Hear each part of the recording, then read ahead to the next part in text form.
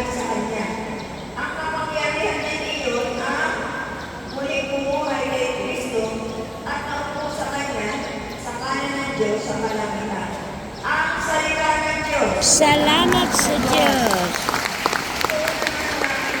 Ang Diyos ay pumipilo sa buhay natin kapag tayo sumusunod at lilingkod sa Kanya, sa Diyos at sa tao. Tinatapanan natin ang ating tungkulin na tinawag tayo ng Diyos, maging coordinator, warrior, utusan ka man, o ano ka man, o pa, no? Nabutusan ka ng iba. Tinatapanan mo ang tungkulin mo para sa Diyos. At tayo naman ay tatanggap ng pagpipala sa ating Diyos na buhay. Amen. Ang pamamagitan ng Diyos, ipakikita niya sa buhay natin. Katulad ng sinabi ng sister, bawang sa utang, puro utang, nakasanlaki ko ng lupa. Kaya din kami, buhay ko ganyan din. Magulong tahanan, maraming utang, nakasanlaki ko ng lupa. Yan ang buhay natin. Kahit anong gawin natin, wala akong nangyayari. Diba yung sumusunod ka sa Diyos? Amen. Minsan, kung ikaw ba yung mauutosan ng coordinator mo, hindi ka umaangal. Kasi sumusunod ka sa Kanya dahil sa Diyos. At ang Diyos naman ang gaganti ng kabutihan mo. Amen. Amen. Kaya tayo, may kanya-kanya tayong pagkulit sa ating pag-iigyo. Kung saan tayo natanggap pa ng Diyos. Kung parang kami yung araw, nagsisimula kami sa gawain. Diba? Talagang mahamang pa para ipahayag ang salita ng Diyos. Mayroong babagay ko sa iyo. Mayroong pagkaano ang mga dadaanan o mga kapitbahay. Yan pa. Yan sulitan sa Diyos. Kahit mahal mo sa buhay. Pag inahan niya, isang nagpunan ka na rito na asawa niya. Nagsimba ka na lang rito. Aatin ka pa ng hindi. Magsisigaw ka pa. Totoo yun. Yan ang mga pinagdadaanan natin. Kami dito maandyan. Ewan ko sa inyo, hindi naman. Pag hindi ka pa papasok sa bahay. Sa labas na matutulog. Away mo, asawa mo. Hindi ka maranasan natin.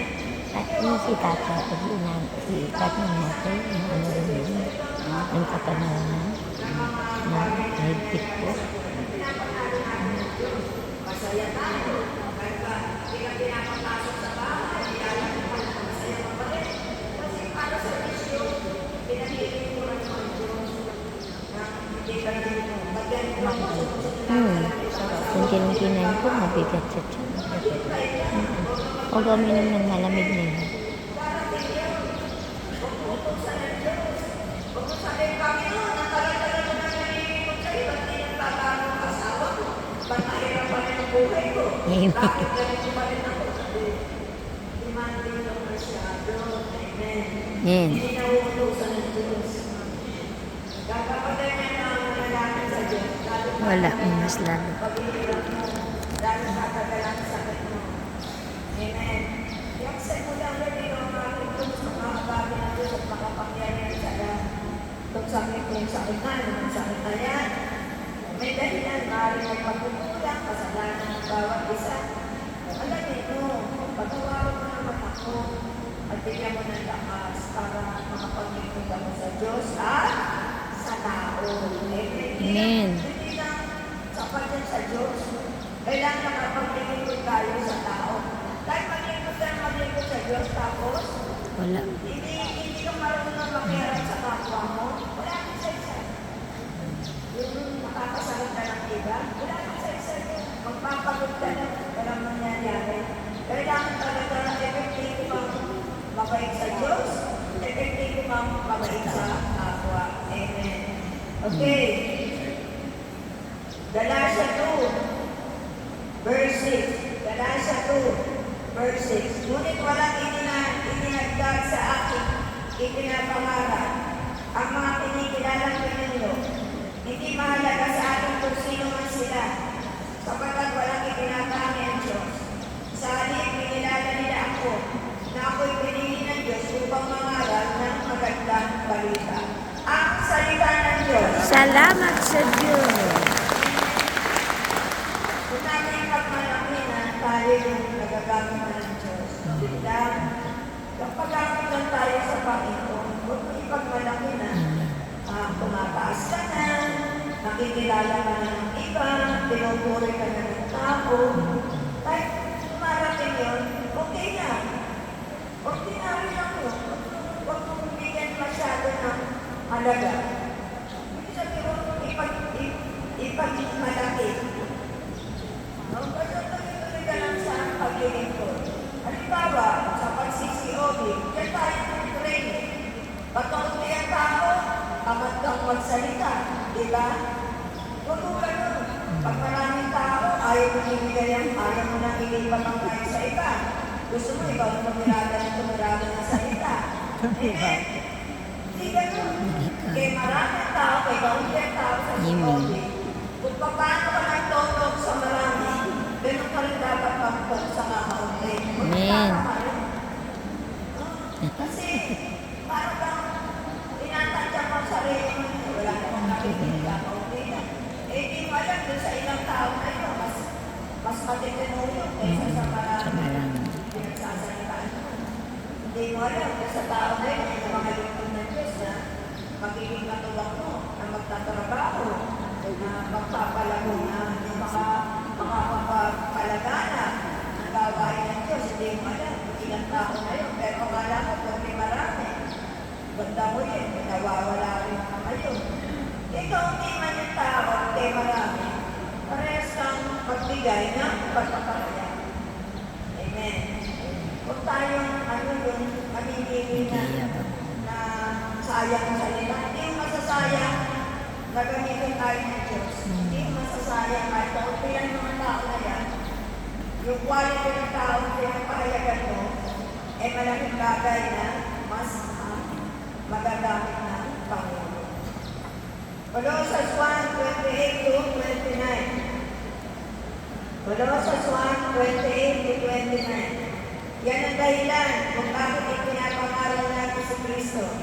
Ang lahat ay aming pinapadalahanan at tinuturuan ng buong kaalaman upang maiharap natin sa Diyos ang bawat isa ng ganap at walang kapintasan dahil sa kanilang pakikipag-isa kay Kristo.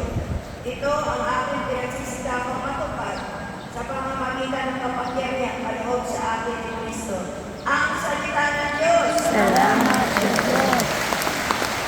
Sa paglilingkod, ang intention natin, maturuan natin ang mga tao na makilala si Jesus, makalapit sa Diyos. Kung ano-ano nga sinasabi natin para makumbinsin natin ang tao na may Diyos at dapat silang lumapit. Diba? Yun ang intention natin, hindi yung okay niya. Magtoto ka para marami magbigay. Hindi po ganun. Kung wala tayo dun sa pera-pera, ang mahalaga po ay magamit tayo ng Diyos para sa iba. Yung mga problema nila, hindi mo alam, pero nasasabi mo sila. Yung salita na nagagamit na ng Diyos, yun ang naging sa kanila na tama si sister, ako yung marami mong pagkukulang, kailangan ko lumapit.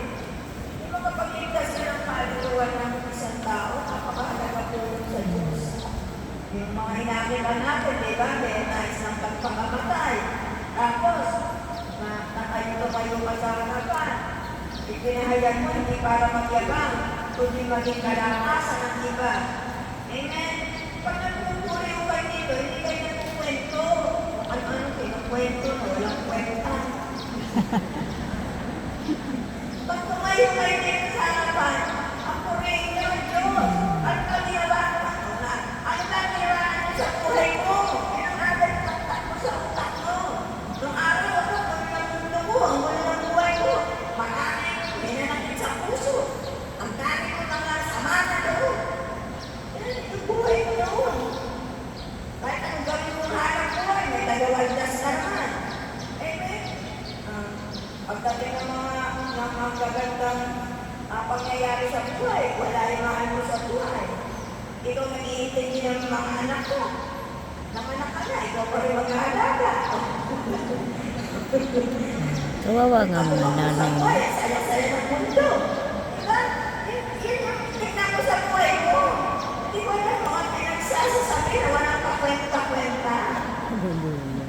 Buhay yung nararamdaman mo. Ay, nalumapit ako sa Diyos, hindi nakita ko. Yung pag-ibig ng Diyos na ibinadaman niya sa akin. Nakainang pagkagano ng buhay ko. Nagkakaroon ako ng kagalakan sa puso na sa unti-unti. Unti-unti, nakikilala ko siya ng lubos. At pinabago niya ako. At pinabago niya mga mahal ko sa buhay. Kahit may problema, masaya ka. Thank you, Lord. Amen. Hindi natin na madaya na natapos ang problema. Nalagpasan mo at binigyan ka na ng magandang buhay. Amen? Amen. Pinakiyaan mo sa tao, eh, ba? Para makita nila. Ano yan? Bakit sa ulan? Nasisiste. May sakit. Yung buhay niya. Kaya makilala niya ang Diyos. Wala ibang Diyos. Hindi lumapit sa Diyos. At inayos niya. Diba? Katubos ng titulo ng lupa. Diba? Dali na matakalanan mo. Marami sa akin, nawawala ng bahay na maganda. Na pinaghirapan ng milyon-milyon. Tapos mababalita ko na lang. Nawala na ng suma. Diba? Makalat tayo kasi malapit tayo sa Diyos. Yes, Lord. Thank you, Ano Lord. dapat gawin para yung mga nawala sa atin ay maibalik niya. Amen? Amen. Ano ang gawin mo sa buhay? No? Anong magagawa? Anong magagawa? Alam mo, baksa ka na sa anak buhay. Lumapit ka na sa Diyos. Kaya bumaksa ka. Tanggapin mo. Accept it. Kasi meron siyang gusto iparating sa inyo. Hindi ka dapat dyan sa business na yan. Sumunod ka lang sa atin. Bibigyan kita ng business na makapag-iipon ka sa Diyos at sa tao at mabubuhay ka ng maayos. Amen? Amen. Huwag mo hadlangan ang kalooban ng Diyos. No, hindi. Nag-aanap buhay ka. Alam mo, babaksa ka na. Lalapit ka sa Diyos dahil gusto mo ma-save yung business mo. Eh, hindi naman ang dahilan eh. Pero talagang hindi niya masisave. Kasi ikaw na yung direct pagpupula. Marami na ng utang. Hindi mo na kaya i-save. Accept it. Kaya kahit na magtatakbo ng buhay mo, okay na doon. Kung saan mo ako dadalhin, okay na.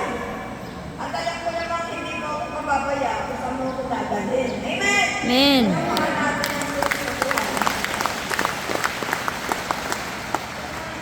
Eh, kasalitan ko, hindi ko nga maano. Pagkamabisa, pag-ibig. Pagkamabisa, mabisa ka. Kaya tingnan lang tuturuan tayo ng mga kaalaman para matanggap din ng iba yung mga biyaya. Hindi yung kailangan namin ng nag-open. Hindi yun. Di ba pag sa open? Oo, ang mo, magbigay ko Asin tayo lang. Yung paggasto lang natin. Yun meron talaga. May mga ganun. Ipagpalit mo doon. Ipagpalit mo. Nakakatakot yung ganun. Tuloy-tuloy na sila, nakikita mo, umate. May meron lugar na mahirap palaguin. Ang meron lugar talaga, ang hirap magtanim. Pero pagtsatsagaan pati taon. Taon na kami sa isang lugar. Hindi sabi mo, isang buwan, agad buwan pa lang, alisin mo na. Hindi, taon kami. Hindi kami nag-aalis ng mama nito. Sa lugar yan, dahil pati yan. Aanin namin ang buong pari na yan. Iikutan namin. O, hindi pa nadadala yung lugar niyo ako sa Sarsel. Dadala namin. Kasi hindi pwede aalis mo. Dadalhin ka, ipag mo na naman sa isang baryo. Hindi mo mahanap tao, hindi mo makukuha yan. Kailangan tao na kami sa ako na, 5 taon na ako. Sa San Ildefonso, 5 taon na ako. Sa Santa Rita, 10 taon yata ako. So, gamit, Santa Rita, buhay pa. Amen! Thank you, Lord. Natin ang Diyos na buhay. Talagang iipumin mo sila. Iwagunin ka. Kahit na anong gawin mo, matitigas ulo ng mga taga-gunay. Bakit? Lakit bahay! Puro lamesa nasa labas. Oh, ay pumunta ka lang, naikulan na lang sa Agustin, sa Sebastian, sa Grada, sa Tairena, Ano pa ba yun? Marami, San Miguel. San Nicolas. Nakikuta na natin yung mga Mercado. In Jesus name. Ako, ilan na po sa aguno? Ilan tayo ako? Paano nga mga sumaron ng mga tagahapon? Santo Domingo ako ni tsaka sa buhay. Nalala mo. Apat na taon. Ang sister Bonnie. Paano nga lagi bahay? Wala na lalabas. Ano na sila nakamatay pa nila sa lamesa? Nagsusugalan na. Jesus. Wala na sila makalabas. Susi. Paano sila lalabas? Hindi na sila dahil baha. O kagalihan, para hindi mainit. Ang susunod. Yung mga sumunod ng Lord, na. Yung walang anak, nag-aanak. May itong naatid ko na sa Araneta. Nakita kami, wala na ako doon. Kunting ulan, umalit ang tubig. Mula nakapasok si Mama Chris, dalog naman, sumisilip na ang tubig. Hindi na nakapasok. Atay ko yan na Contract sa likod. maraming binago na ay pinatripulan kay tatay ko. Ipiyan mo sila kay Panginoon Jesus na maging mula sila. Para alam nilang buhay sa Jesus. Ngayon niya.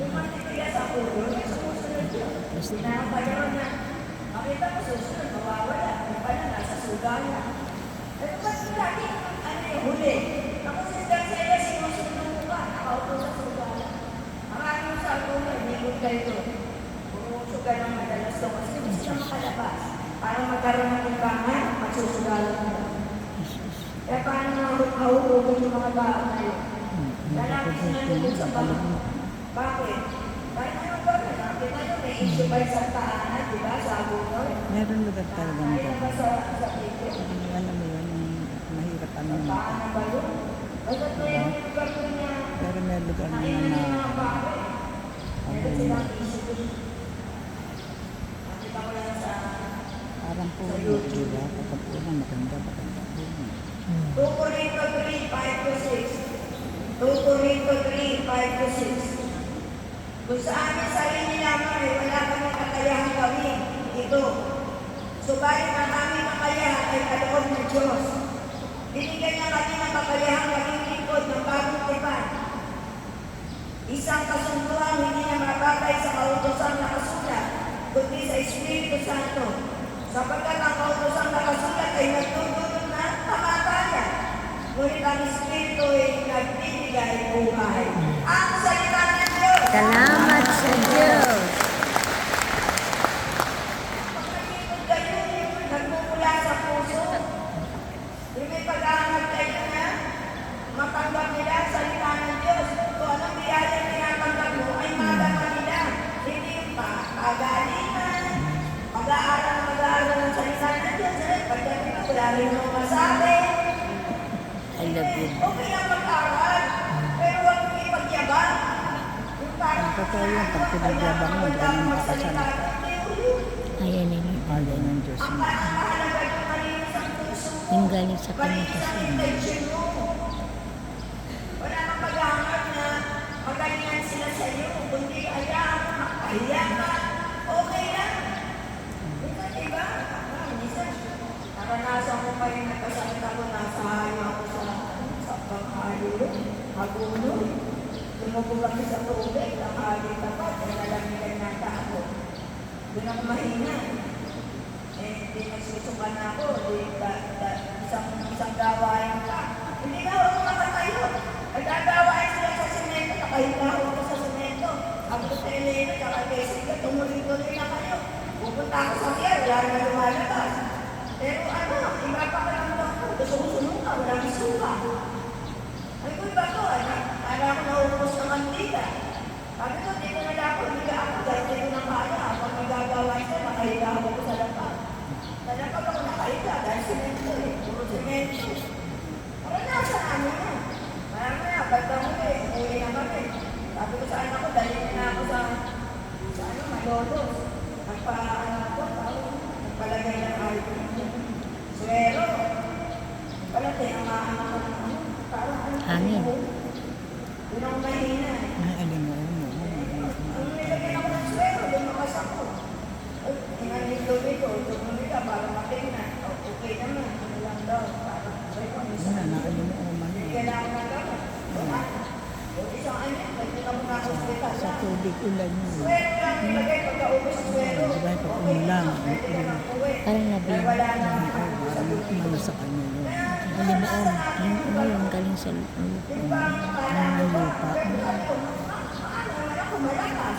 Kaya lang, parang hindi mo kaya talaga. Parang nauubos ang mandika.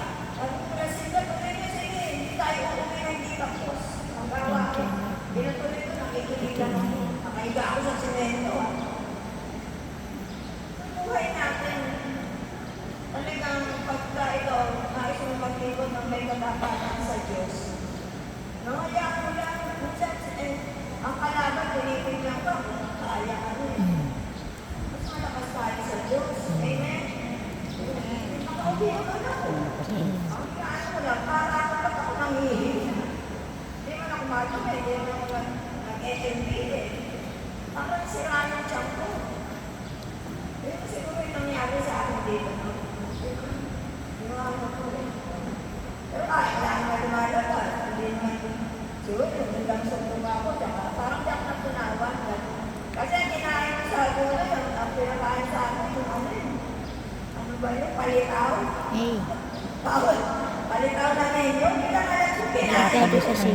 Pagkakain ko, Tignan mo saan baka pang Tsaka pag kumaano, magkaroon ka ng Sprite. Oo. Lahat yan, mga ganun ilang Sprite. nagpaswero lang ako kasi parang nangihingi na ako. Parang kaya na natunawan. Siguro ako kanina sa ganun. Thank you, Lord. Marcos 4:11. Marcos 4:11. Sinabi niya, ipinagkaloob na sa inyong karapatang maunawaan ang hiwaga tungkol sa kaharian ng Diyos. Ngunit sa iba, ang lahat ng bagay ay tinuturo sa pamamagitan ng talinghaga. Nang sa gayon, tumingin man sila ng tumingin, ay hindi sila makakakita. At makinig man sila ng makinig, ay hindi makakaunawa. At salita ng Diyos! Salamat sa Diyos. At Diyos ay natutugtan ka na. Ba't pinatutugtan ka sa hindi? Sa buhay ka, tingnan niyo, bilang mananampalataya. Pag tinatutugtan ka ng Diyos, yung ba, Nakagulat. madali mo siya maipahayag. At tumutong nga doon sa mga Binasa. gawain, sa Ebanghelyo, sa Gospel, tumutong nga siya at hindi mo na inaasahan. Amen? Amen. Kasi nga, hindi ka naghahanap na patuloy ng tao. Amen. Ang gusto mo lang, maipahayag mo sa tao yung nais na, bibigyan na lang paunawa. Karunungan. Ang maunawaan mo hiwaga ng Diyos. Sa iba, kahit nakikinig na nakikinig, para makapasok dito sa tayo, lalabas dito. Hindi pumapasok sa puso. Wala lang. Kaya kahit makinig sila ng makinig, wala silang makakarinig. Amen. Pero kapag ikaw nakikinig ka ng salita ng Diyos, Amen. at nadadama, madali mo siya maikinig. Amen. Madali mo maunawaan ng salita. Madali mo siya mabigyan ng meaning. Hindi ka mahihirapan kasi masyado ang tuturo sa'yo. Yun ang hiwaga ng Diyos. Maunawaan mo ang hiwaga tungkol sa kaharian ng Diyos. Diba? Ganyan, sumunod ka lang, magpakatakot ka lang. Ang hirap, hindi naman madali sumunod eh. Mabubuisin ka sa mga masama ng pagsamantala. Maingay ka sa masusunod na kapabiro. Kapag nasusunod. Maingay ka sa mga nagkakanap na sisihin ka ba? Maingay ka talaga, hindi madali sumunod. Pero, laban ka, huwag mo. Yes. Yung bakit ikaw pag nasa ka, talo ka. Amen. Sa talo. Pag nainis ka, talo ka. Siguro sa ugali ko, sanay na ako ng kasalan. Hindi ako kaya kasalan. Thank you, Lord. Totoo naman. Wala ka sa Sayang kasi ang katuwiran ko na yun. Hindi na pwede may balik yung yun ang katuwiran ko na yun. Hindi na pwede may balik. Yung araw na yun ang katuwiran ko. Araw pwede pero maghintay ko isang linggo. Pero ang rilo di na pwede. Subukan mag-balik-balik din sila. Yun ang tinatak ko sa utak ko. Kaya kung anong binigay. Salamat.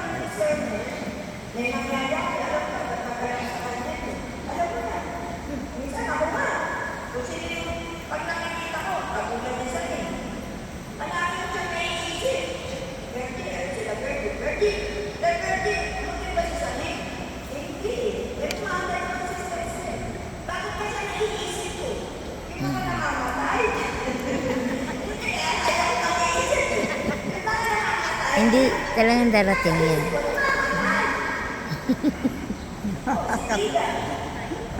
I love you. Diyos ko. Ano, Diyos ko? Baby.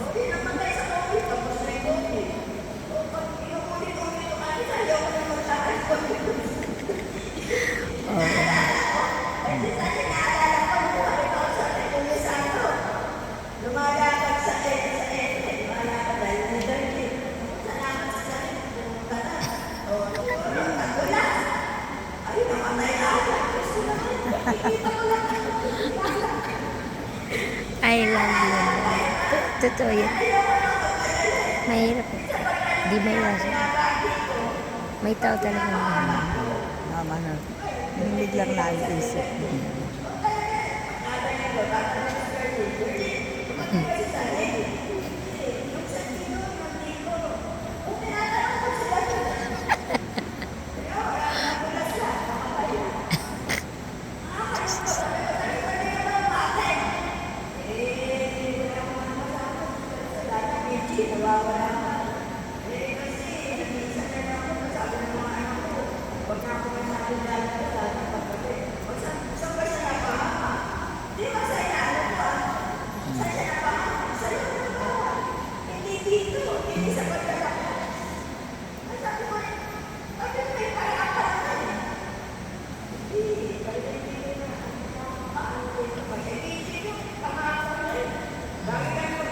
Ako na.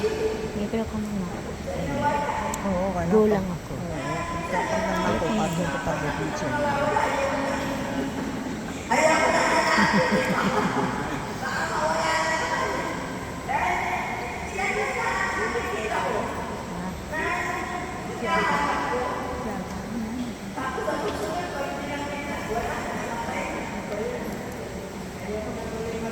Thank you, Lord.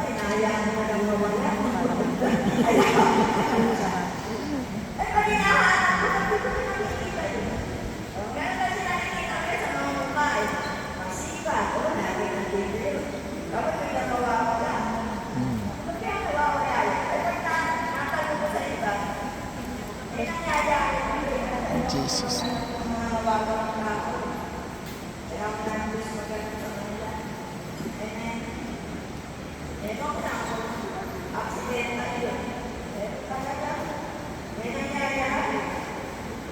Episode 3, verse 7. Episode 3, verse 7. Sa kagandahan ng Diyos sa pagkinawa ng lingkod, upang ipangalan ang mabuting balita. At tungkulin ito ibigay niya sa akin sa pamamagitan ng kanya, kapagyarihan. Ang salita ng Diyos. Salamat sa Diyos. Mapalad tayo kapag tayo ay tinitrain ng Diyos. Ginagagamit niya ng kayo ng Panginoon. Huwag niyo sayangin ang pagkakataong binibigay sa atin ng Diyos. Ako hindi ko sinagal talaga. Talaga nag-aaral ako ng salita ng Diyos. Kasi nauhaw ako. Dahil natin na mag-English ni Manalo. Dahil naglalagay. Ikaw sa inyo.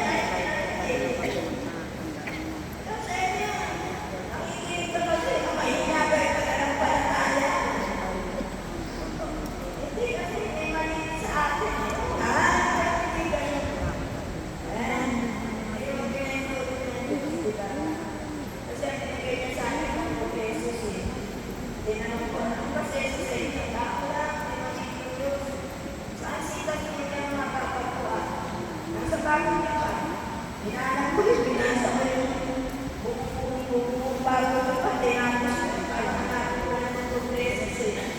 Sabi ko, binigyan ko, wala naman na sinasabi. Jesus na hindi siya Diyos. At siya'y tao lang ito, huwag nang sampahin. Dahil katulad na rin ang tao. Espero yung salita nito, ipapapastos eh. Hindi naman si Jesus eh. Okay na naman po yung iglesia. Makasinungaling ka ko eh. Saan ito kinuha sa'yo? Sa Bible yung gano'n mo, sa Bible? Sa Bible, isa lang naman ako eh. Sabi niya, hindi, sa pasuko. Hindi, lolo na kayo. Sa pasuko nilang wala na po. Ayoko naman nagpatan.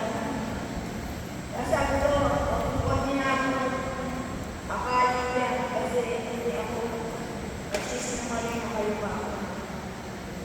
Amen. Okay, Roma 12 verse 3. Roma 12 verse 3. Dahil sa kagandahan daw ng Diyos sa akin, sinasabi ko sa bawat sa isa sa inyo, huwag ninyong pahalagahan ang inyong sarili na higit sa nararapat. Sa halip, makaisipin ninyong mabuti at tunay na ninyong katayuan. Ayon sa sunod ng pananampalataya, ipinagkaloob ng Diyos sa bawat isa sa inyo. Ang salita ng Diyos! Salamat sa Diyos. Kung natin pahalagahan, bakit bigyan mo ng higit na halagang sarili mo? Bakit siya lang, di ba, katulad ni Miriam? Bakit si Moises lang ang pinakausap ng Diyos? At hindi ikaw? Bakit lagi-lagi na lang si Moises? Pag ba nagalit ng Diyos kay Miriam? Nilagyan ng puro keto. Ano sabi niya? Moises, sinalangin mo na asawa ko. Tapos sinalangin mo Moises sa Diyos. Ano sabi ng Diyos? Moises, hayaan mo siya na yung ginawa niya nga, yung ginawa niya ni Miriam. Hayaan mo siya Moises na manatili ng 7 araw para makita niya kanyang pagkakamali. Pagdating ng 7 araw, ibabalik mo muli ang kanya. Skin. Wala na, mawawala na. Keto, kaya ko sa magtago sa kanyang kamayan. Amen. Tignan nyo naingit lang si Miriam. O bakit ang Diyos lang ang pinakita nyo na nyo ang Diyos at sino yung gusto niya? Di ba nakita nyo ba siya? Si ako, saka si Esau. Di ba? Sa tiyak ka lang ng nanay. Pag nanay nila, naglalaban na ng dalawa. At parang sinauna, sino yung panganay? Ang panganay si Esau. Pero si Jacob ang puso, sabi ng Diyos, maglilingkod ang nakakatanda sa bata. Pero dapat matanda, ang bata ang maglilingkod sa matanda. Pero dahil si Jacob yung nakita, kasi hiniram na siya ng Diyos na. Si Jacob talaga yung nakatanda. Nakuha niya yung sabihin, no? Kung sino yung nakatakda talaga, nabigyan ng karapatan ng Diyos, wala kang choice. Kasi dahil ang tinakda siya, siya yung tinakda maging fountain. Bibigyan siya ng marunungan, no? Pinagpagaya siya ng Diyos para makabuo ng isang community. Sa kanya yung karapatan mo yun. Amen. Kung ano ka, ako lang yung sinagtano yan. Diretso. Hindi mo kaya. Ang panahon na, hindi mo kaya magbuo ng ganyan. Bakit? Hindi madali magbuo. Ako alam ko yung pakaya ko. Maaari ako magtrabaho. Sa matrabaho mo na ng iba. Kung itatrabaho mo yung bumubalik yung bago ng lupang nila, bumubalik ko. Hindi ko kaya bumubalik mo yan. Diba? Sa pagkakalupal na. Diba yun na, yung mga kapagtayo, dahil lahat ng tinatanong ko nga lang, namamatay. Yung pagkakalupal, kung pabila na lang, hindi, ano, matagal ang buhay ng ulang nila, pinabigay sa akin. Kaya nito. Namatay. Dahil ang isa ko, ba't ba yung mga tinatanong ko, namamatay? Sabi ko, ito sa bahay. Kasabi ko, ba't ganun kaya? Mabigat sa kaway. Sabing ng gano'n. Opo. Totoo, opo.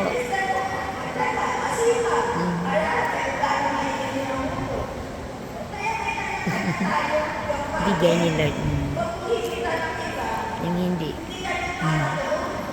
Totoo po.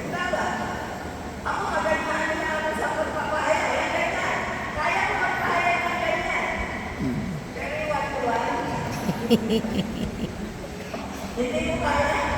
Kahit sa sakya, pag nakaupo ako, tutulog pa ako. Dahil ang mister ko. Ikaw sa'yo, pag nasa sasakyan ka, pinipakot ako, kaya ako natutulugan ako, nawala mo na siya. Thank you. Pero pag nasa sasakyan ka, tapos pag-usap. Kasi masarap ang matulog kasi parang may utuluyan. Eh, di ba, ganda-ganda kahit, di ba? Meron ka ba? Meron diba? Nagagawa niya sa sasakyan. Hindi ako, ano sa ganyan. Kaya iba-iba naman natin eh. Bigay ni Lord. Kaya hindi na nagkakahalan dito. Pero nagagamit ka rin eh. Nakakuha ka lang doon. Meron ka ng kausap. Nakuha mo na. Naano ka mo na ng pag-email. Aakyat ka mo na. Yun ang galing mo. Ang wala yung parte. Hindi ka para dito. Para masalita. Para makukunin ang attention ng mga tao. Diba? Hindi na para doon. Iba yung binigay sa inyo ng Diyos. Hindi niya ako. Kaya nga, bawal nga mainggit talaga.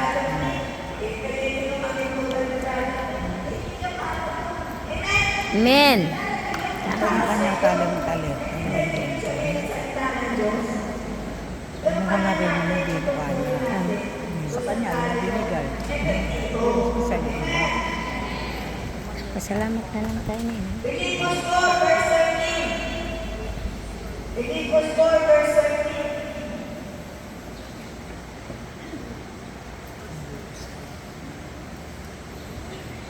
Ang lahat ng ito'y magagawa ko dahil sa lakas ng Nalimutan ko na sa akin ni Kristo.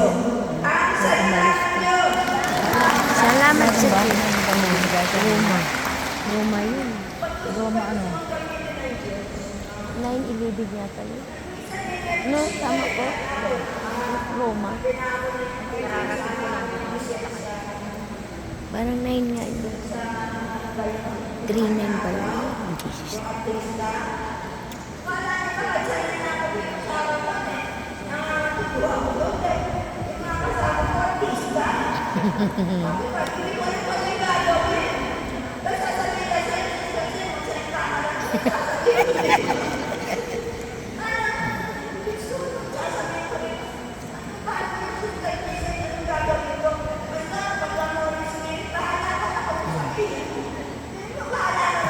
Yung kay Giselle. Ang kay Gisela. Ayan. Grabe yun, nakita ko. Nasa kanya ng Holy Spirit. Liwanag. Totoo po.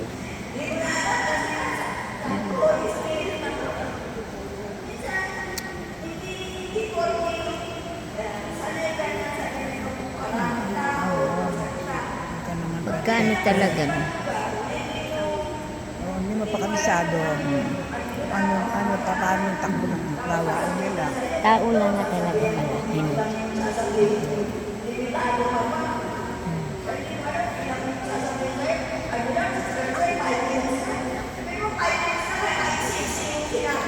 Tapos sinabi ko, yes.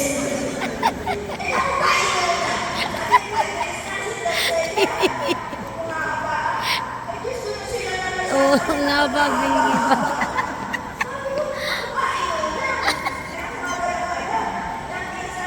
Yung subok talaga. Kasi kumbaga, kung may nauna sa'yo, alam mo na, ganun pala kailangan. Kasi Napaghandaan. ano na, hindi niya alam. Totoo yan, nangyayari yung gano'n. Iba yung tema ng gawain natin sa Baga sanay na yun.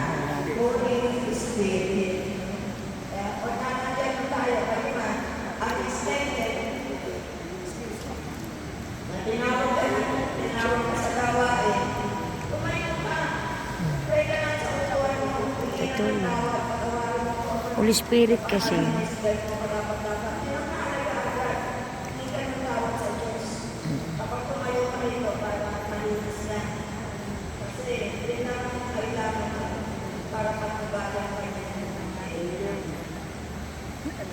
Efeso 6,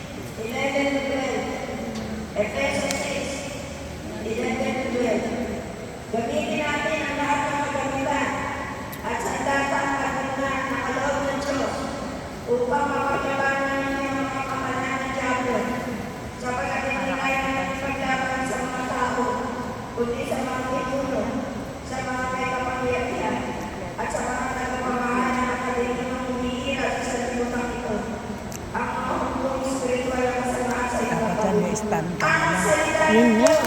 Kakayo mo lang dyan. Sabi ko kay nanay, gusto ko mag-practice. Nag-stand mo na. Kaya, naiwan ko pa yung dala ko.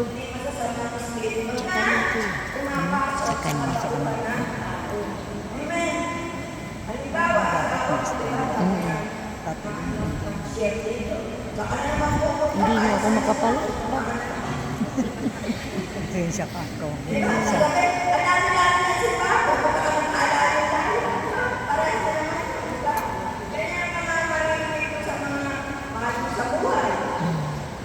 Talagang magtataka sila. Kailangan simbahan. Pagpaka sa Hindi sila yun.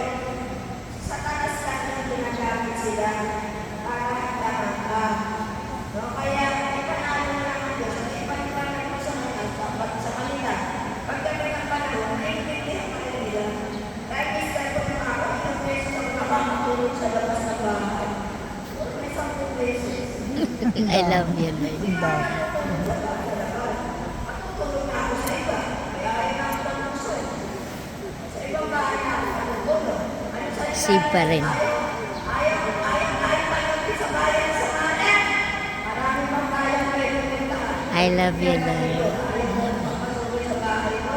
Marami pang bayan kayo tulungan. Pinapakita sa salita ng Diyos. O alis ako. May pera naman ako. Mga masaya ko. Makakaano ako na matutuluyan. Pag ba ito, umaga na. Wala na siya. Pinagalit. Yung nag-aawa. Nalipas na. Nalipas na.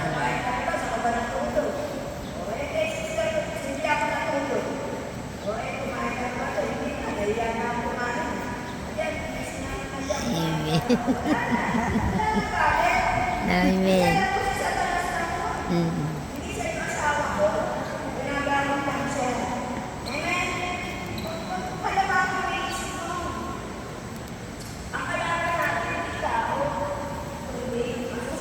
Nagagamit sa tao, asawa, kapitbahay, kaibigan mo, sino-sino, kasamahan mo, coordinator mo, worker mo, gagawin nila.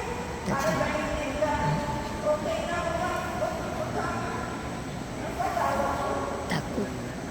huwag mo papakulan. Isipin mo lang na, lalo na may Jesus mo. Mapapakot ka. Pag pinatulan mo, gulo yan. Okay. Isaiah 58 verse 8. Isaiah 58 verse 8. Kung magagayon, sisikan ang liwanag sa inyo at matutulad kayo sa bukod liwayway. Hindi magtatagalan magnumbalik ang inyong kalusugan. Maahaya sa inyong lahat ang mabubuti ninyong gawa at sa inyong hulihan ay papatnubayan kayo ng kaluwalhatian ni Yahweh. Ang salita ng Diyos. Salamat sa Diyos. Kung magagayon, sisikan na ni ako ng ako kasi mamahan ng mundo ko eh. Marami akong pinagdaan sa buhay. Pag may matutulog ako, nasa may bintana ako, nakapinala ko sa mga bituin. Totoo nga yan sa bintana. Agad naman tayo dito. Maduhaw ka doon. Ang piling, madilig kasi gabi. Pero nakikita ko, Iliwanag. tiwala kayo, tumalaki yung manang mo. Parang istorya. Sa hinanan nila, may liwanag. Darating ang bumas. Yes, pag may dilim, may liwanag. Dito sa Rosary na. Dito sa Rosary, araw-araw. Oo. Joyful, sorrowful. Parang ganun talaga. Magdadala ng pag-ibig ng Diyos. Hindi ako sa altar ng pupukot mo. Hindi sa totoo. May altar ako. Pag hindi ako magdadasal. Kanya-kanya na. Siguro kaya na tayo sa iyo. Amen. Iba-ibang ang tawag. Igala. Sa totoo na. Salamat ko ako sa bibig. Pag nagdadasal ako, hindi ba ako ulit? Pero bihira ako sa altar. Ako malasaktan ako. Altar talaga. Hindi tamad ako. Basta Tamad ako sa hindi ako buhay. nagkano. Masakit ako. Kayo mga bata. Yanan.